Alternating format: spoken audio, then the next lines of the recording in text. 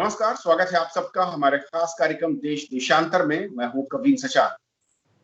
देश देशांतर में आज एक बार फिर से हम बात करेंगे देश भर में विश्वविद्यालयों की अंतिम वर्ष की परीक्षाओं को लेकर जो सवाल खड़े हो रहे हैं उस पर आज बात होगी। बहुत साफ दिशा निर्देश यूजीसी की ओर से सभी राज्यों की जो जहां पर विश्वविद्यालय हैं उन्हें दिए गए थे। अलग अलग तरीके या मोड बताए गए थे कि डिफरेंट मोड के ऑप्शंस उनके सामने हैं, लेकिन इसके बावजूद करीब 31 छात्रों ने, जो कि अलग अलग राज्यों से हैं, करीब 13 राज्य और एक यूटी की ओर से सुप्रीम कोर्ट में अंतिम वर्ष की परीक्षा को रद्द करने को लेकर एक याचिका दाखिल की गई। और उसके पीछे दलील ये दी जा रही है कि ये जो अनिवार्यता है एग्जाम की, इसे खत्म करके उन्हें नंबर दिए जाएं और उसके पीछे कई कानूनी संवैधानिक जो अधिकार हैं उसके पीछे तर्क रखे गए हैं। आज समझेंगे असल में जो यूजीसी ने गाइडलाइन जारी की उसके मुताबिक देश में क्या परीक्षा कराने में दिक्कतें हैं, छात्रों के सामने परीक्षा देने में क्या दिक्कतें हो सकती हैं या हो रही हैं, और दूसरा विकल्पों के लिहाज से क्या वो विकल्प हैं जो छात्र और चाहते हैं या यूजीसी और दे सकता है यूनिवर्सिटी या विश्वविद्यालय के सहारे। और इसे समझने के लिए हमारे साथ जो 3 खास मेहमान इस चर्चा में आज शामिल हो रहे हैं उनका मैं परिचय करा दूं। हमारे साथ रजनीश जैन जी हैं, सेक्रेटरी हैं यूजीसी से। सर, बहुत बहुत स्वागत आपका। नमस्कार कबीर हमारे जी। साथ प्रोफेसर अनु सिंह हैं जो कि वाइस चांसलर हैं अम्बेडकर यूनिवर्सिटी दिल्ली से। मैम, आपका भी स्वागत है। नमस्कार। हमारे साथ सिद्धार्थ हैं जो कि फाउंडर प्रेसिडेंट हैं महाराष्ट्र स्टूडेंट यूनियन एसोसिएशन से। सिद्धार्थ, आपका भी स्वागत है। नमस्कार। शुरुआत में सिद्धार्थ आपसे करना चाहूंगा कि आखिर क्या वजह है कि यूजीसी की गाइडलाइंस और कई सारे ऑप्शंस देने के बावजूद छात्रों को ऐसा लगता है कि परीक्षा देना मुमकिन नहीं है, और महाराष्ट्र हो या तमिलनाडु हो या करीब 13 राज्यों में इस तरीके की दलीलें हैं कि वहां पर नामुमकिन सा है परीक्षा देना। ऐसा क्यों? कविंद्रन जी, ऐसा है कि जब यूजीसी ने अपनी पहली जो सूचनाएं इशू की थी 29 अप्रैल को, तो उस सूचनाओं में उन्होंने जारी किया था कि फर्स्ट ईयर सेकेंड ईयर के छात्रों को उनकी प्रीवियस एग्जामिनेशन की परफॉर्मेंस पर और 50% इंटरनल असेसमेंट पर प्रमोट किया जाए। और उसमें उन्होंने एकेडमिक कैलेंडर भी दिया गया था। उसमें कहा गया था कि 1 जुलाई टू 31 जुलाई तक जो एग्जाम करानी हो एग्जाम करा सकते हैं, अगर परिस्थिति अनुकूल हो अपने राज्यों में तो एग्जाम करा सकते हैं, और 1 अगस्त से सेकेंड ईयर की क्लासेस शुरू कर सकते हैं, और जो फ्रेश एडमिशन होगी उनकी क्लासेस 1 सितंबर से शुरू कर सकते हैं। ये गाइडलाइंस आई थी 29 अप्रैल को, जब हमारे देश की स्थिति ठीक ठाक थी। बट अभी जो गाइडलाइंस आई है 6 जुलाई को, उसके बाद जो स्थिति हमारे देश में बिगड़ती जा रही है। मैं कहना चाहता हूं कि जो सेकेंड गाइडलाइन जारी की है, मुझे लगता है कि ये गाइडलाइंस हर एक राज्य के परिस्थिति को देख के नहीं बनाई गई है। जो पहली गाइडलाइन है और आज की जो गाइडलाइंस है उसमें काफी सारी भिन्नता है। इस गाइडलाइन में कहा गया है कि आप ऑनलाइन और ऑफलाइन ब्लेंडेड तरीके से एग्जाम ले सकते हो, बल्कि महाराष्ट्र में ऐसी परिस्थिति है जहाँ पे ऑनलाइन सुविधा अभी भी मौजूद नहीं है, जहाँ पे ट्रैवलिंग फैसिलिटी मौजूद नहीं है बच्चों को। तो इस तरह से बच्चे कैसे अपने एग्जाम सेंटर पे जाएंगे? एग्जाम से बच्चे डर नहीं रहे, बच्चे डर रहे कि उनके आरोग्य की सुरक्षितता कैसे होने वाली है, और इस गाइडलाइन में कहीं पर भी मौजूद नहीं है कि आरोग्य की विद्यार्थियों की सुरक्षितता कैसे रखी जाए। ओके, प्रोफेसर अनु मैम, जिस तरीके से हालात, मैं कहूँ क्योंकि हर महीने बदल रहे हैं, हम देख रहे हैं कोविड के हालात देश के अलग अलग राज्यों में, तस्वीर अलग अलग है, इसमें कोई दो राय नहीं है। महाराष्ट्र या तमिलनाडु या ऐसे राज्य बिहार जहां परिस्थिति पहले से ज्यादा खराब हो रही है या खराब हो चुकी है, क्या ऐसा लगता है कि हमें की जब मैं बात कर रहा हूं यानी कि यूजीसी को या सरकार को परीक्षाओं के लिए राज्यों के लिहाज से ऑप्शंस देने पड़ेंगे, एक एक ही मोड या परीक्षाएं हो ही पाएंगी, ये कहना मुश्किल है अगर सभी राज्यों को मैं एक साथ जोड़ता हूँ। जी कबीर जी, इसमें एक्चुअल में इशू ये है कि जो फाइनल ईयर की परीक्षाएं हैं वो फर्स्ट ईयर और सेकेंड ईयर को के कंपैरिजन में ज़्यादा महत्व रखती हैं। और इसलिए महत्व रखती हैं क्योंकि वो टर्मिनल डिग्री है, टर्मिनल पॉइंट है जिस पे स्टूडेंट डिग्री लेके जाएगा और उसी के बेसिस पे उसे नौकरी मिलनी है, उसी के बेसिस पे उसका करियर डिसाइड होना है और उसी के बेसिस पे उसकी आगे ज़िंदगी में उसी के रेफरेंस पॉइंट वही रहने वाला है। तो ऐसे में फाइनल ईयर की परीक्षाओं को लेके हमारे लिए चिंता का विषय ज़्यादा है। फर्स्ट ईयर और सेकेंड ईयर शायद इतना ज़्यादा महत्वपूर्ण विषय नहीं है। तो ऐसे में जब स्थिति, जैसे हमने देखा कि अनलॉक की प्रक्रिया पूरे देश में शुरू हो गई है और अनलॉक में बहुत सारी एक्टिविटीज़ और बहुत सारी इंस्टीट्यूशंस जो हैं उन्होंने पार्शली खुल गए हैं और बिजनेसेस भी खुल गए हैं। धीरे धीरे we are learning to live with Covid. तो ऐसी स्थिति में हमें ऐसा जो बच्चों के हित में हो, जो स्टूडेंट्स के हित में, हमें वही करना चाहिए। 10 साल बाद, आज से 10 वर्ष बाद जब इस डिग्री को लेके स्टूडेंट कहीं जाएगा अपने रोजगार के लिए, नौकरी के लिए, ये उसका रेफरेंस पॉइंट बनेगा। अगर इसमें डाइल्यूशन हम करते हैं तो आने वाले समय में हमें माफ़ी नहीं दी जाएगी इस बात के लिए कि हमने कोविड के समय में इस तरह की कोई इस चीज़ को सीरियसली क्यों नहीं लिया और हमने बच्चों के भविष्य के बारे में क्यों नहीं सोचा। इसीलिए ये विषय महत्वपूर्ण हो जाता है आज कि क्या हमें ये रिगर जो एग्ज़ाम का रखना चाहिए कि नहीं रखना चाहिए। ये विषय परसेप्शन का फ़र्क भी है, कहीं कहीं ये परसेप्शन का भी अंतर है। तो मेरा ये मानना है कि टर्मिनल डिग्री है, बहुत इम्पॉर्टेंट है और 10 साल बाद, 5 साल बाद, 20 साल बाद इसका इफेक्ट बच्चे की ज़िंदगी में आने वाला है। तो इसको हमें गंभीरता से लेना चाहिए। यस साहब, क्योंकि एक एक करके जो 8-10 बड़े मुद्दे हैं जो कि छात्रों की ओर से उठाए जा रहे हैं या उन राज्यों में पेरेंट्स की ओर से, एक बड़ा मुद्दा है जहां पर पेरेंट्स और छात्र ये कहते हैं कि बिहार, महाराष्ट्र या तमिलनाडु जैसे राज्यों में अगर कोई छात्र एग्जाम देने यूनिवर्सिटी जाता है, चाहे वो किसी भी मोड में, वो खुद संक्रमित हो जाए अगले क्लास या अगली परीक्षा के पेपर से पहले, उसके फैमिली का कोई संक्रमित हो जाए, क्वारंटाइन में रहना पड़ेगा।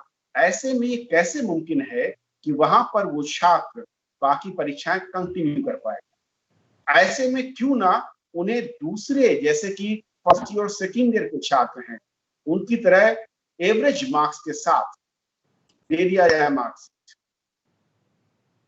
जी गोविंद जी, धन्यवाद। आपके माध्यम से मैं सिद्धार्थ जी को और बाकी जो दर्शक हैं, चाहे वो छात्र हैं या पेरेंट्स हैं, उन तक ये बात बहुत स्पष्ट करना चाहूंगा कि जहां तक परीक्षाओं का सवाल है, जैसा अभी अनु जी ने कहा कि परीक्षाएं बहुत आवश्यक हैं क्योंकि ये टर्मिनल सेमेस्टर के एग्जामिनेशन हैं और टर्मिनल सेमेस्टर के एग्जामिनेशन चूंकि वो जिंदगी भर किसी भी विद्यार्थी के साथ में रहेगा, वो मार्कशीट उसके साथ में रहेगी, इसलिए उसकी क्रेडिबिलिटी के लिए और वैलिडिटी के लिए या आगे हम हायर एजुकेशन की बात करें या प्लेसमेंट की बात करें, चूंकि ये एक लाइफ टाइम एसेट उसके पास रहता है, इसलिए उसकी प्रामाणिकता होना बहुत जरूरी है। जहां तक पहली 29 अप्रैल वाली गाइडलाइंस का संबंध है, वहां पे हमने विस्तार से सारी चीजें बताई हुई थी कि परीक्षाएं कब होंगी, एडमिशन कब होंगे, कक्षाएं कैसे चलेंगी। उसमें लिखा था कि टर्मिनल सेमेस्टर के एग्जाम 1 से 15 जुलाई तक होंगे। और अब जब हम स्थिति देख रहे हैं कि देश में कोविड की केसेस की संख्या बढ़ गई है और जुलाई में परीक्षाएं कराना संभव नहीं है, इसलिए हमने ये दोबारा रिविजिट किया और कमेटी ने और गृह मंत्रालय ने और मानव संसाधन विकास मंत्रालय ने ये कहा कि टर्मिनल सेमेस्टर के एग्जाम कराए जाने चाहिए और इसके लिए 30 सितंबर तक की अभी समय सीमा हमने निर्धारित की है। अब प्रश्न ये उठता है कि यदि कोई व्यक्ति किसी भी राज्य में, चाहे वो बिहार हो या महाराष्ट्र हो या अन्य कोई भी राज्य हो, या वो राज्य भी हो जहाँ पे स्थितियां सामान्य हैं, मगर कोई विद्यार्थी किसी परिस्थितिवश अपनी परीक्षाएं यदि नहीं दे पाता है तो उसका क्या होगा। तो इसी गाइडलाइन में ये बड़ी स्पष्ट व्यवस्था है कि किसी भी कारणवश यदि कोई विद्यार्थी परीक्षा नहीं दे पाता है तो विश्वविद्यालय जब भी स्थितियां अनुकूल होंगी तो उस समय में विशेष परीक्षाओं का आयोजन करेगा, चाहे वो ऑनलाइन मोड में हो, चाहे ऑफलाइन मोड में हो, या मिश्रित पद्धति से, जहाँ पे वो या तो ओपन बुक एग्जाम हो सकता है या टेक होम एग्जाम हो सकता है या अन्य कोई इनोवेटिव मेथोडोलॉजी विश्वविद्यालय निकाल सकता है। तो मैं तो और मुझे लगता है कि सभी विद्यार्थी बड़े जिम्मेदार हैं, वो अपने भविष्य के बारे में सोचते हैं और परीक्षाओं के बारे में भी काफी संजीदा हैं। तो परीक्षाओं को लेकर इस तरह की भ्रामक स्थिति या इस तरह का कंफ्यूजन नहीं होना चाहिए। एक मन में विश्वास होना चाहिए और उनका अगर मन पक्का है कि हाँ, मुझे अपनी जो मैंने ज्ञान अर्जित किया है या जो मैंने अपनी स्किल्स अर्जित की है उसकी प्रामाणिकता मैं दिखाना चाहता हूँ, तो एक मौका उनके सामने है तो वो उसको पूरा कर सकते हैं। ओके, लेकिन एक सर मैं आ रहा हूँ सिद्धार्थ आपके पास, क्योंकि ये भी दलील दी जा रही है कि अगर आप 10th क्लास में या 12th क्लास में, जो कि फाइनल ईयर माना जाता है, और स्कूल के बाद वो एक नए लेवल पर कॉलेज में पहुंच रहे हैं बच्चे, अगर वहां पर बिना एग्जाम के उनको एवरेज मार्क्स दिया जा सकता है कुछ जगहों पर, तो ये पीजी या फिर मैं कहूँ कि जो ग्रेजुएशन लेवल के फाइनल के स्टूडेंट्स हैं उनके साथ क्यों नहीं? जहां तक 10th और 12th के मार्क्स का सवाल है, आप सभी लोग जानते हैं, सभी दर्शक भी जानते हैं कि इन मार्क्स के बेसिस पे उनको हायर क्लासेस में एडमिशन मिलते हैं। 10वीं के बेसिस के मार्क्स के बेसिस पे आपको 12वीं में परीक्षा में 12वीं की कक्षाओं में एडमिशन मिलेगा और 12वीं की कक्षाओं के बेसिस पे आपको ग्रेजुएट लेवल पे एडमिशन मिलेगा। और 12वीं की भी सारी परीक्षाओं को स्थगित नहीं किया गया था, 12वीं की कुछ परीक्षाओं को ही स्थगित करके उनको मार्क्स दिए गए हैं। मगर ये जो टर्मिनल डिग्री होती है, जिसे हम अंडर ग्रेजुएट या पोस्ट ग्रेजुएट लेवल पे मानते हैं, ये डिग्री सबसे ज्यादा महत्वपूर्ण इसलिए होती है क्योंकि जो आगे उनको नौकरी करनी है, क्योंकि जितनी भी सरकारी नौकरियां हैं या दूसरी हम प्राइवेट सेक्टर की नौकरियों की बात करें, वहां पे ग्रेजुएशन में आपके क्या मार्क्स रहे हैं या जिसने पोस्ट ग्रेजुएशन किया है उसके पोस्ट ग्रेजुएशन में क्या मार्क्स रहे हैं, उसके आधार पर ही नौकरी में उसकी जो एक पोजीशन होती है या मेरिट बनती है या उसको मौका दिया जाता है, वो निर्धारित करती है। और आगे हायर एजुकेशन में भी अगर वो पोस्ट ग्रेजुएशन करना चाहता है या पीएचडी करना चाहता है, तो जो एडमिशन होता है उसमें क्राइटेरिया प्राथमिकता के तौर पे अंतिम वर्ष के मार्क्स को ही दिया जाता है। इसलिए अंतिम वर्ष के मार्क्स जो कि ग्रेजुएट लेवल के होते हैं या पोस्ट ग्रेजुएट लेवल के होते हैं, वो सबसे ज्यादा महत्वपूर्ण हो जाते हैं। सिद्धार्थ जी, मैं जो मैडम ने भी कहा और जैन साहब ने भी कहा, मैं इससे थोड़ा डिफर करना चाहूँगा और मैं दोहराना चाहूँगा फिर से। विद्यार्थी जो है पूरे देश के, वो परीक्षा से नहीं डर रहे हैं। विद्यार्थी पूरे विश्वास के साथ, पूरे जिम्मेदारी के साथ परीक्षा देना चाहते हैं। पर जो परिस्थितियां हमारे देश में अभी आज आ चुकी है, जो इफेक्ट जो हो चुका है कोरोना का, वो काफी ज्यादा इफेक्ट है। उस लेवल में जाके अगर सितंबर में हम एग्जाम कंडक्ट करेंगे तो उसका रिजल्ट आने के लिए 2 महीने जाएंगे। तो दिसंबर में अगर रिजल्ट आती है तो अगेन जो बच्चे फेल होते हैं वो रिवैल्यूएशन में जाएंगे। रिवैल्यूएशन में भी फेल होते हैं तो उनको एटीकेटी देना पड़ेगा। दैट मीन्स पूरा सर्कल चलेगा और 1 साल विद्यार्थियों का वेस्ट होगा। तो who will bear that 1 year? 1 साल वेस्ट होना मतलब उनका जो पीरियड है एजुकेशन का, जैसे 3 ईयर डिग्री होती है अंडर ग्रेजुएट, 2 ईयर पीजी होता है, तो कोर्स का ड्यूरेशन बढ़ सकता है 1 साल से। तो अगेन उनका जो अपॉर्चुनिटी एम्प्लॉयमेंट का है वो भी उनको डिले हो सकता है। और मैं अगेन याद दिलाना चाहूंगा कि सेक्शन 22 ऑफ यूजीसी जो right to confer degree university को देता है, यूनिवर्सिटी अपने लेवल पे डिग्री कन्फर कर सकती है। अगेन में इसके बावजूद भी जो स्टेट लेवल में पब्लिक यूनिवर्सिटी एक्ट होता है उसमें भी कहा गया है, जैसे हमारे यहाँ पे महाराष्ट्र में महाराष्ट्र पब्लिक यूनिवर्सिटी एक्ट है, उसमें सेक्शन 88, 89, 90 में कहा गया है कि अगर सिचुएशन बियॉन्ड कंट्रोल है तो यूनिवर्सिटी अपने लेवल पर एक रिपोर्ट बनाए और रिपोर्ट राज्य सरकार और जो चांसलर उनको प्रदान करे।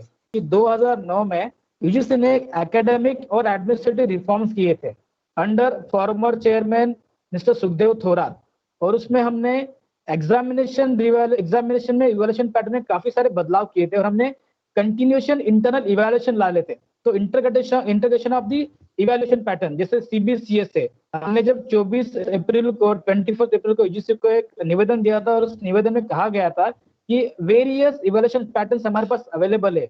2014 के बाद भारत में सारे विद्यापीठों ने और महाराष्ट्र ने भी वो पैटर्न अडॉप्ट कर लिए थे।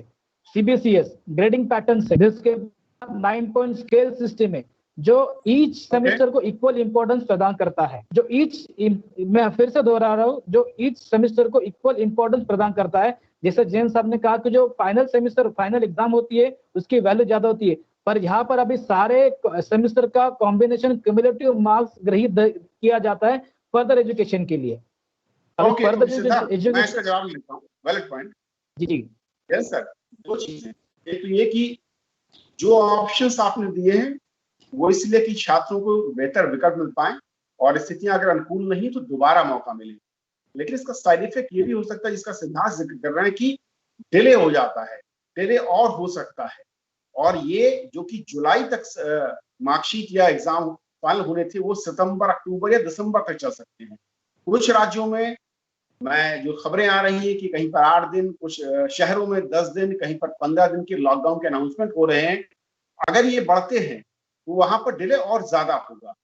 इससे कहीं ना कहीं जो सिद्धार्थ कर रहे हैं वो वैलिड पॉइंट है कि सत्र का नुकसान, एक पूरे के पूरे सेमेस्टर का नुकसान क्या नहीं उठाना पड़ेगा, और जो फाइनल के छात्र हैं उनको नौकरी में अप्लाई करने या फॉरेन में कोर्सेज में अप्लाई करने के लिए उनका 1 साल बर्बाद नहीं होगा।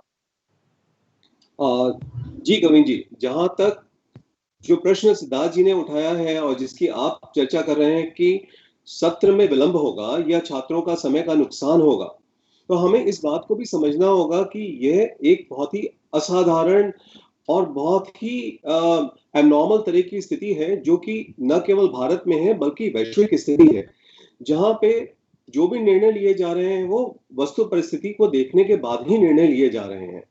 अभी चूंकि परीक्षाएं करा पाना किसी भी जगह संभव नहीं है। विश्व में भी जहां पे परीक्षाएं कराई गई हैं वहां पे या तो ऑनलाइन मोड में कराई गई हैं या दूसरे मोड में उन्होंने असेसमेंट किया है, और काफी सारे विश्वविद्यालयों ने अभी भी परीक्षाएं नहीं कराई हैं।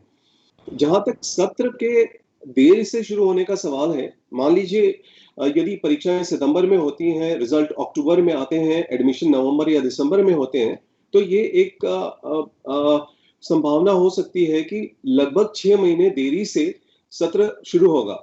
यदि ग्रेजुएशन के सत्र में स्टूडेंट्स एडमिशन लेंगे तो उनके पास में 3 साल का समय होता है, और आने वाले 3 साल में ये जो 6 महीने उनके इस साल हम किसी वजह से खो देंगे, उनको आगे आने वाले 3 साल में किसी तरीके से समायोजित किया जा सकता है।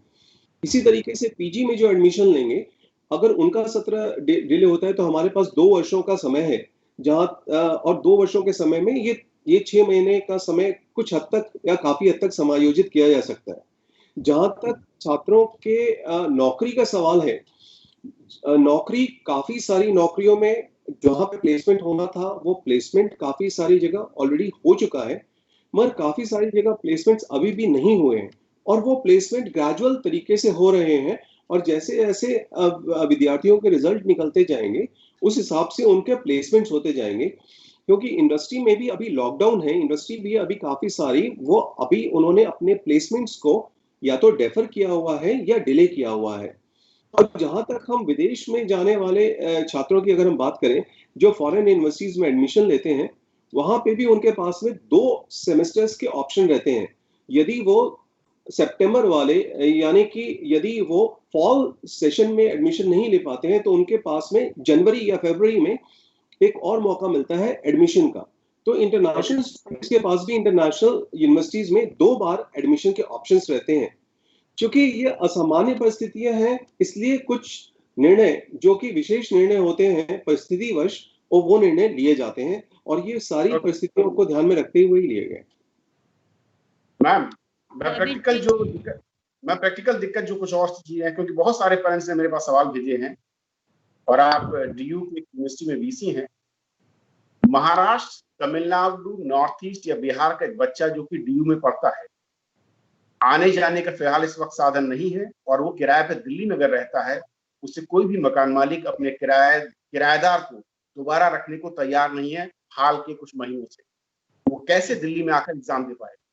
जी, जैसे रजनीश जी ने बताया कि यूजीसी ये इंसिस्ट नहीं कर रही है कि आप इन पर्सन स्टूडेंट्स को बुला के एग्ज़ाम करवाएं, फिजिकली प्रेजेंट हों बच्चे। हर तरह के ऑप्शन दिए गए हैं, ऑफलाइन का, ऑनलाइन का, ब्लेंडेड मोड का, कंटिन्यूस इवैल्यूएशन का।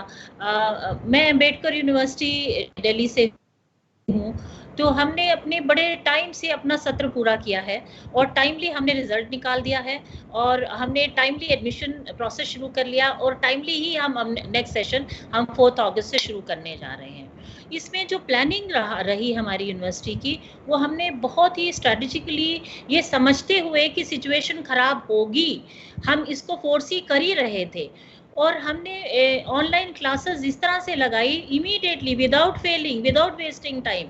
हमने इसको जैसे कहते हैं ना, स्ट्रैटेजिकली प्लानिंग करके सब कुछ कर लिया। अब यूजीसी ये नहीं कह रही है या यूनिवर्सिटी ये नहीं चाहती है कि स्टूडेंट्स इन पर्सन आए, फिजिकली यूनिवर्सिटीज़ में आए और एग्ज़ाम दें। बहुत सारे बच्चे ऐसे भी हैं जो थ्रू ऑनलाइन मोड क्लासेस नहीं अटेंड कर पाते हैं या एग्ज़ाम नहीं दे पाते हैं, तो उनको ऑप्शन दिया गया है कि जब स्थिति नॉर्मल हो जाएगी तो उस समय अगर वो ऑनलाइन देना चाहेंगे या ऑफलाइन देना चाहेंगे या ब्लेंडेड मोड में एग्जाम देना चाहेंगे या फिजिकली आके देना चाहेंगे, वो तब आके दे सकते हैं। तो ये बैंडविड्थ ऑफ फ्लेक्सिबिलिटी इतनी ज्यादा थी हमारे पास कि हमें ये सारे इश्यूज हम बड़े आराम से केटर कर सकते हैं। जी ओके, जय सर। लेकिन क्या जब एबनॉर्मल सिचुएशन हो, और जिसका जिक्र सिद्धार्थ ने किया, क्योंकि हमने कुछ वर्षों पहले इस मॉडल को अपनाया कि सेमेस्टर के लिहाज से हम एसेस करेंगे, किसी एक एग्जाम के सहारे हम एसेस नहीं करेंगे। अगर हम अलग अलग वर्षों में अलग अलग सेमेस्टर में उस बच्चे को एसेस करते रहे हैं, तो फिर सिर्फ और सिर्फ फाइनल एग्जाम की ही जरूरत क्यों है?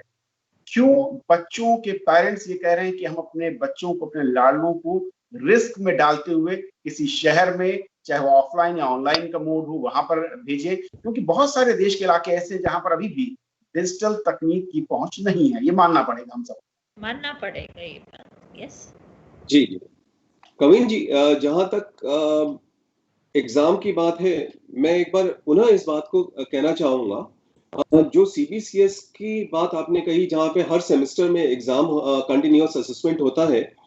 कंटिन्यूअस असेसमेंट में ज्यादातर विश्वविद्यालयों में इंटरनल इवैल्यूएशन का कंपोनेंट 20 से 30% रहता है। वहां पे हर सेमेस्टर में एंड सेमेस्टर एग्जामिनेशन होता है, जो कि लगभग 70 से 80% मार्क्स उसके होते हैं।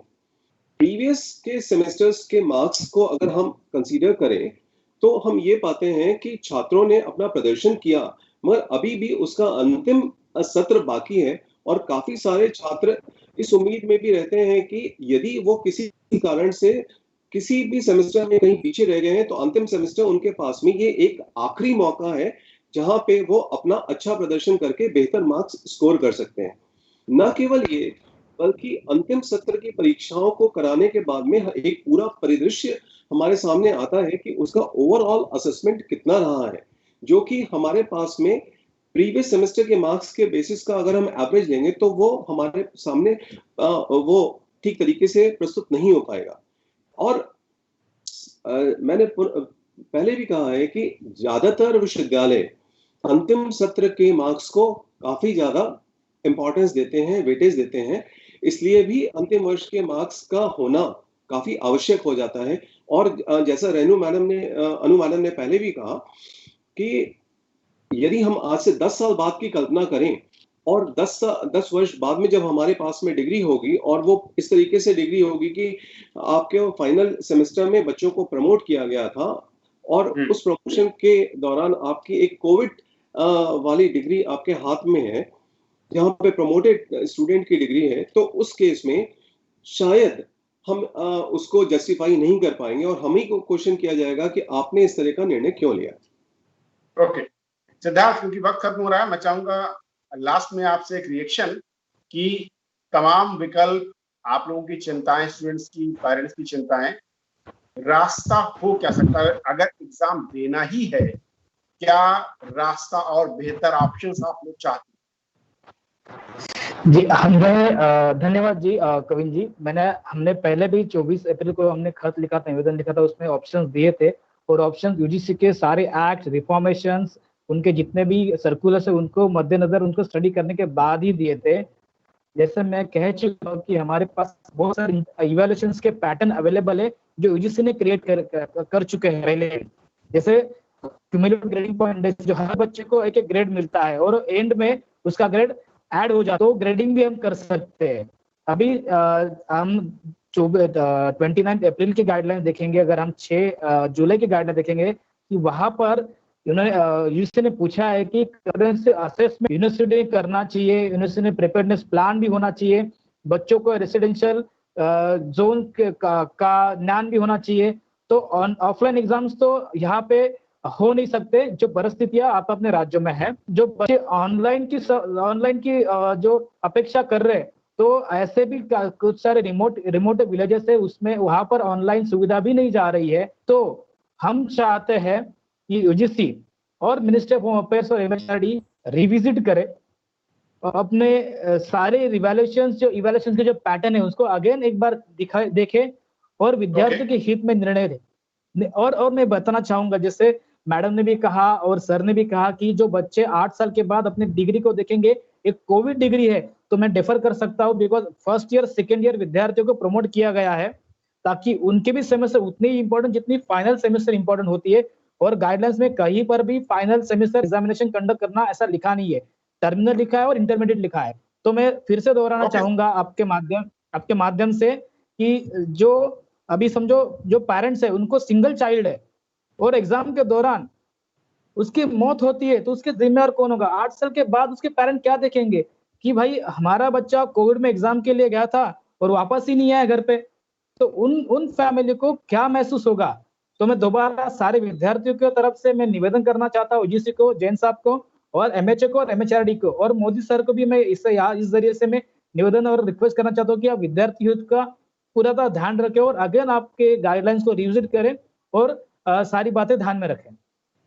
कविन जी मैं यहाँ पे एक बात दर्द है, जो तमाम सवाल थे, हमारी कोशिश यही है कि इस फोरम के जरिए हम सरकार तक, यूजीसी तक और मिनिस्ट्री तक पहुंचाएं और जो बेहतर विकल्प, सुरक्षित रास्ता हो सकता है वो आप लोगों को दिया जाए। तो आज फिलहाल इतना ही। आप तीनों मेहमानों का शुक्रिया। नमस्कार। धन्यवाद।